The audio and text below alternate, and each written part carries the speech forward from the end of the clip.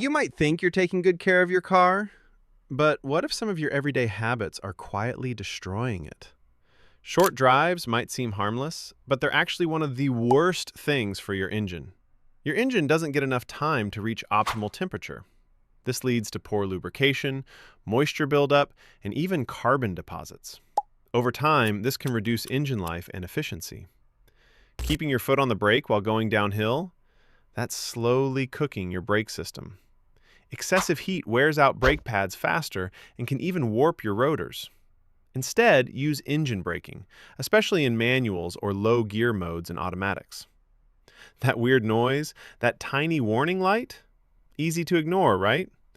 But small issues often turn into big repairs if left unchecked, whether it's low oil, worn belts, or a failing sensor. Catching problems early can save you thousands. Taking care of your car isn't just about big services. It's about avoiding the small habits that cause hidden damage. Short trips prevent proper engine warm-up. Riding brakes causes overheating and wear. Ignoring warning signs leads to costly repairs. Want to keep your car running like new?